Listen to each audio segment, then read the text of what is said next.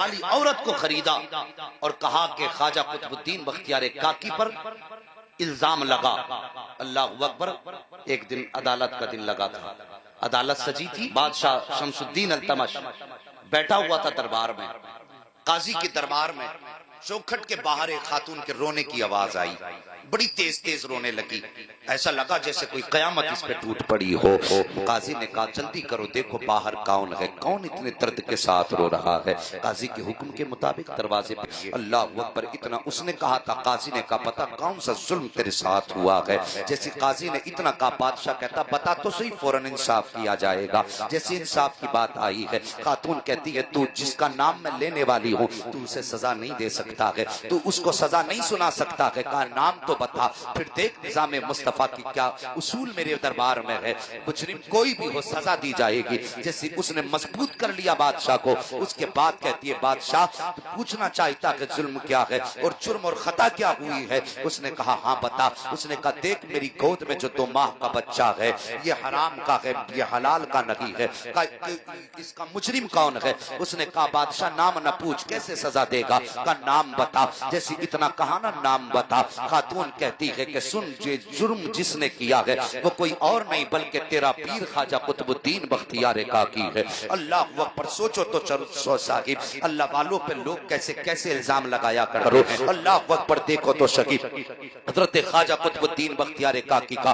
جیسی بادشاہ التمش نے نام سنا ہے، شمس الدین التمش نے اتنا سنا آنکھیں بھر آتی ہے، رو کے کہتا ہے میرے مالک یہ کیا معاملہ ہے؟ جس ولی نے ہاتھ پکڑ کر کے مجھے دربار سے اللہ کے گھر تک پہنچایا ہے، آج اسی کا فیصلہ میرے دربار میں آ گیا ہے۔ یا اللہ میں کیا کروں، یہ بادشاہ شش و پنج میں ہے۔ اتنے میں خاتون کہہ دیتی ہے میں نے پہلے کہا تھا تو سزا نہیں دے سکتا ہے، تیری ہمت نہیں تو اس کو سزا دے سکے۔ بادشاہ کے حکم کے مطابق حضرت خواجہ قطب الدین بختیار کاکی کو خبر پہنچا دی جاتی ہے کہ بادشاہ کے دربار میں حاضر ہو کر کے آپ اپنے جرم کے تعلق سے جو آپ نے کیا ہے کہ نہیں کیا ہے اس کی صفائی پیش کریں۔ جیسی اتنی بات خواجہ قطب الدین بختیار کاکی سنتے ہیں، آنکھیں برسنے لگ جاتی ہیں۔ آپ نے لاٹھی کا سہارا لیا ہے، اگلے دن بادشاہ کے دربار کی طرف آ رہے تھے، آپ لاٹھی ٹیکتے ہوئے دربار میں آئے ہیں۔ جیسی دربار میں پہنچے ہیں، آپ پیر تھے، بادشاہ مرید تھا، آپ نے دربار کے اندر قدم رکھا ہے، بادشاہ التمش اٹھ کے کھڑا ہو جاتا ہے۔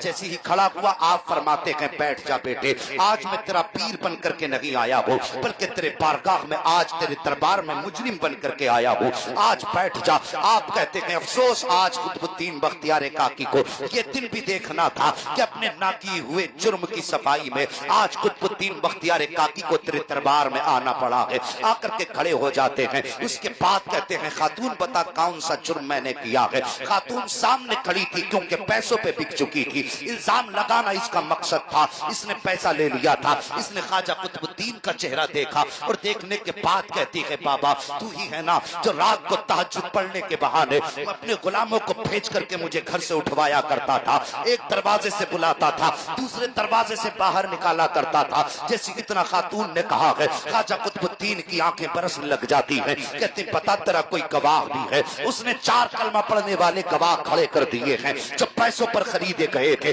چاروں نے اٹھ کے کہا تھا ہاں ہم نے اس خاتون کو آتے جاتے دیکھا ہے۔ اتنا سننا تھا چیخ نکل جاتی ہے خواجہ قطب الدین بختیار کاکی کی، رو کے کہتے ہیں بادشاہ مجھے کل شام تک کی مہلت دے دے، کل شام تک کا وقت دے دے۔ بادشاہ گردن جھکا کے کہتا ہے آقا میں بھی آپ کا ہوں، یہ حکومت بھی آپ کی ہے، جیسے آپ کی مرضی ہو۔ کہا نہیں مجھے کل شام تک کی مہلت چاہیے، کل شام تک کی مہلت دی جاتی ہے۔ اللہ اکبر۔ جب خواجہ قطب الدین بختیار کاکی پلٹ کے گھر کی طرف چلنا شروع کرتے ہیں، بادشاہ کہتا ہے حضور حکم فرمائے، اگر کہیں تو سواری کا انتظام کر دو۔ جیسے اتنی بات بادشاہ نے کہی تھی، خواجہ قطب الدین بختیار کاکی کہتے ہیں نہیں التمش بات یہ نہیں ہے، آج تک دلی کی گلیوں نے مجھے شان سے چلتے دیکھا ہے، آج میں یہ چاہتا ہوں کہ میں ان گلیوں کو دیکھوں کہ کل تک جو میرے قدموں میں پھول بچھاتے رہے ہیں آج میرا استقبال کیسے کرتے ہیں، کل تک ولی کی نظر سے دیکھا گیا ہے آج دلی والے مجرم کی نظر سے دیکھیں گے، دیکھوں گا یہ کتنی جلدی بدل جائیں گے۔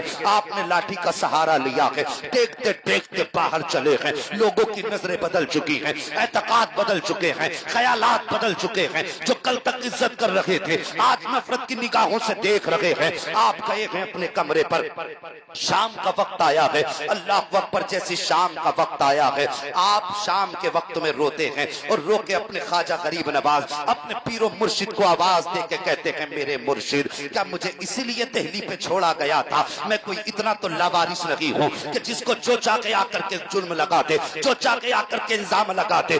میرا بھی کوئی وارث ہے، میں کوئی لاوارث تو نہیں ہوں، میرے سر پہ بھی تیرا ہاتھ ہے، بتا کیا تیرا چاہنے والا یوں ہی اس دلی کی گلیوں میں رسوا ہوتا رہے گا؟ یہ کہہ کے روتے روتے سو جاتے ہیں۔ جیسی ادھر آنکھ لگتی ہے ادھر خواب میں بغداد اجمیر والے خواجہ تشریف لے آتے ہیں، خواجہ معین الدین آئے ہیں۔ آنے کے بعد فرماتے ہیں بختیار کاکی پریشان نہ ہو، جا کے بادشاہ کے دربار میں کہہ دینا کہ مجھے 3 دن کی مہلت دے دی جائے۔ اللہ اکبر، صبح کا سویرا ہوا ہے، اگلے دن کا صبح کا سویرا ہوا ہے، آپ اٹھ کر کے دربار میں گئے ہیں۔ جانے کے بعد آپ نے کہا تھا بادشاہ مجھے 3 دن کا موقع دے دیا جائے۔ جیسے 3 دن کا موقع مانگا ہے، کہا کس لیے؟ کہا میں نے گواہی کے لیے اور اپنی صفائی کے لیے میں نے اپنے پیر و مرشد کو اجمیر سے بلایا ہے، وہ 3 دن کے بعد آنے والے ہیں۔ جیسے اتنی بات خواجہ قطب الدین بختیار کاکی نے کہی تھی، پورے دربار میں بیٹھنے والوں نے باتیں شروع کر دی تھی کہ بادشاہ اس کی بات نہ سننا، یہ باتیں بنا رہا ہے، 3 دن کے اندر اجمیر سے کون آئے گا؟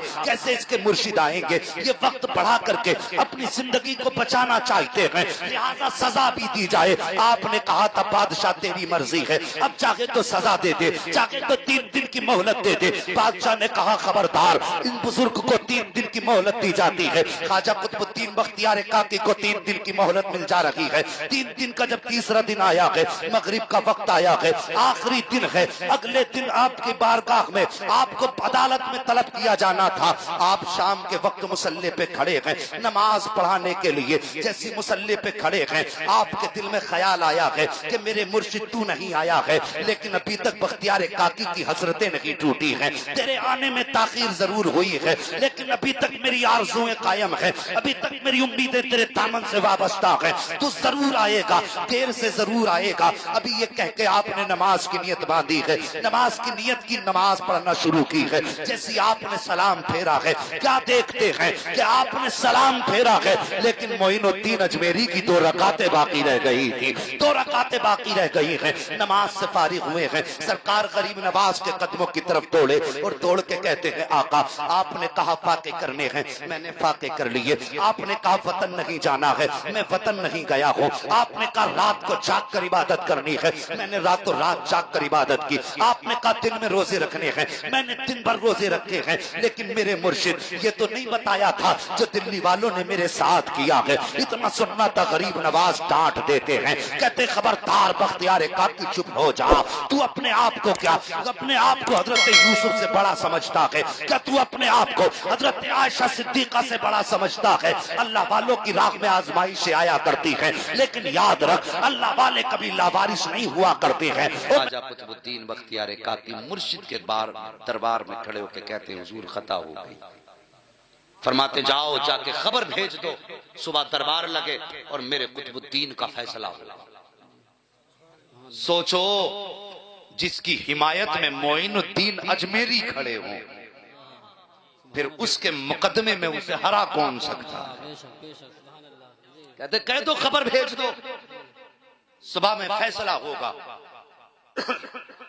اللہ اکبر، صبح کا سویرا ہوا، آپ نے اپنے خواجہ قطب الدین بختیار کاکی کا بازو پکڑا اور لے کے جب چلے نا تو دہلی کی گلیوں میں بھیڑ تھی، لوگوں کا ہجوم تھا، لوگوں کی بھیڑ دیکھ کے خواجہ غریب نواز کی آنکھیں برسنے لگ گئیں۔ جیسی آنکھیں برسی ہیں خواجہ قطب الدین بختیار کاکی نے مرشد کو روتے دیکھا، کہتے حضور آپ کیوں رو رہے ہیں؟ آپ فرماتے میں تو اپنے مرید کی شان دیکھنے آنا تھا، مجھے تو اس کے رتبے دیکھنے تھے، میں تو یہ چاہتا تھا میں یہ دیکھوں جب میرا بختیار کاکی چلتا ہے تو لوگ اس کی عزتیں کیسے کیا کرتے ہیں، لیکن افسوس آج لوگ عزت کرتے نہیں، بلکہ لوگوں کو تماشائی بنا دیکھ رہا ہوں۔ یہ سوچ کر کے میری آنکھیں برس گئی ہیں۔ سرکار غریب نواز دربار میں پہنچے ہیں، قاضی بھی موجود ہے، بادشاہ بھی موجود ہے، خاتون بھی موجود ہے، آ کر کے کھڑی ہو جاتی ہے۔ قاضی کا حکم ہوتا ہے خاتون بیان دے، جیسی وہ بیان کے لیے کھڑی ہوئی ہے، میرے غریب نواز نے نگاہ کرم اٹھائی ہے، فرماتے خاتون اب بھی وقت ہے، مان جا ورنہ تباہ و برباد ہو جائے گی، کوئی بچانے والا نہیں ملے گا۔ اس نے کہا تھا میں جھوٹ نہیں بول رہی ہوں۔ پھر آپ نے گواہوں کی طرف دیکھ کے کہا تھا تم تو اپنے اوپر رحم کھاؤ، میرے بختیار پہ یہ جھوٹے الزام نہ لگاؤ، لیکن وہ پیسے کھا چکے تھے، کوئی جانتا نہ تھا آج کیا ہونے والا ہے۔ آپ کہتے ہیں ٹھیک ہے بول، اب کیا بولنا ہے۔ خاتون کہتی ہے کہ یہی وہ شخص ہے جس نے میرے ساتھ زنا کیا ہے، میری گود کا بچہ یہ اسی کا بچہ ہے، اتنا سننا تھا۔ آپ فرماتے ہیں تیرا گواہ کون ہے؟ اس نے کہا یہ میرے 4 گواہ ہیں۔ پھر وہ 4 کلمہ پڑھنے والے کھڑے ہوئے جنہوں نے خواجہ قطب الدین کے خلاف گواہی دینی تھی،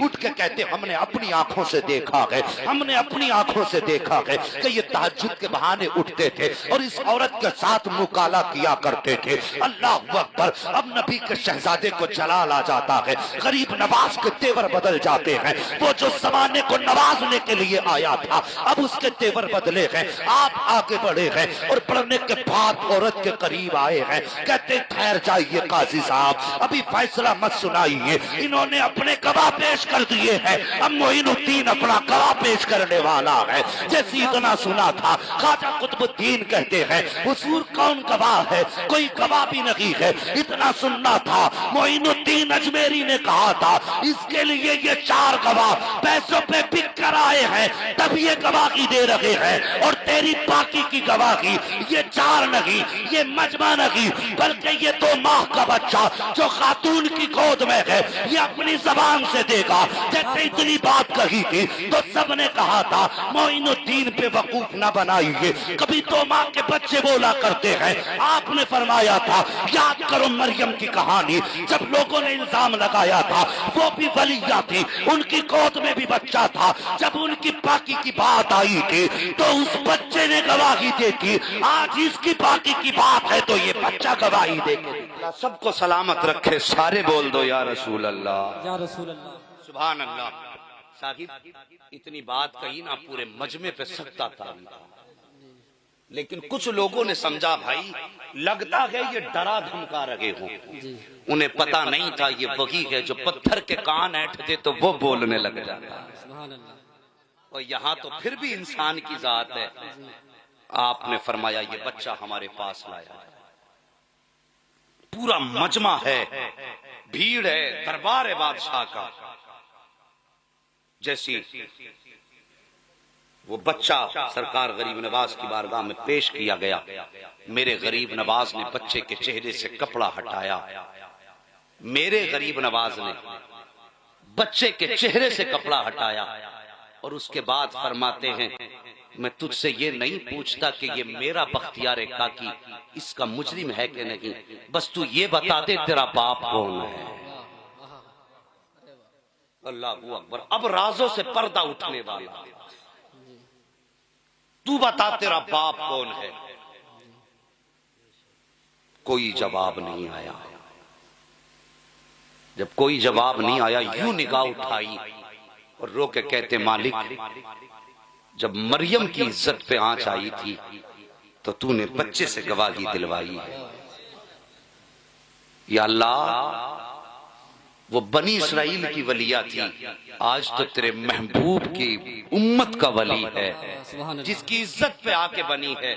مالک اب اس کے سوا ہمارے پاس کوئی گواہ بھی نہیں ہے۔ رو کے اتنا میرے غریب نواز نے کہا تھا بچہ اٹھ کے بیٹھ جاتا ہے، کلمہ پڑھ کے بچہ بیٹھا ہے، اور بیٹھنے کے بعد بچہ کہتا ہے غریب نواز آپ کا مرید بے گناہ ہے، آپ کا مرید بے گناہ ہے، اور آپ پوچھ رہے ہو میرا باپ کون ہے۔ ان گواہوں میں سے ایک شخص کی طرف بچے نے انگلی اٹھائی ہے اور اس نے کہا تھا میرا باپ یہ ہے۔ جیسی اتنی بات کہی ہے نقشہ بدل جا جاتا ہے۔ جو قوم سرکار بختیار کاکی کو حقارت کی نظر سے دیکھ رہی تھی، آج پل کے بچھانے کے لیے تیار تھی۔ میرے غریب نواز نے رب کا شکر ادا کیا، اپنے بختیار کا بازو پکڑا ہے اور کہتے چل میں تجھے دہلی میں نہیں رہنے دوں گا، یہ تیری رہنے کی جگہ نہیں ہے۔ اللہ اکبر اتنا کہہ کے جب لے کے چلے ہیں، لوگ قدموں پہ آ کے گر رہے ہیں، معین الدین معاف کر دو، بختیار کاکی کو نہ لے کر کے جائیے، ہم ان کے بغیر جی نہیں پائیں گے، ہم ان کے بغیر رہ نہیں پائیں گے۔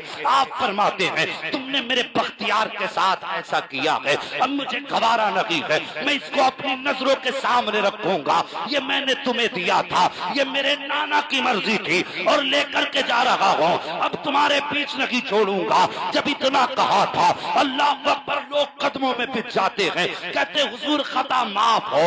اتنا سنا آپ نے اپنے بختیار کے کاندھے پہ ہاتھ رکھا، فرمایا جا اب دلی میں بے دھڑک رہے، اب کسی کی ماں نے اتنا دودھ نہیں پلایا ہے جو میرے بختیار پہ انگلی اٹھا سکے۔ اب دنیا جان گئی ہے بختیار لاوارث نہیں ہے، اس کا وہ وارث ہے جو پورے بھارت کے ولیوں کا وارث ہے۔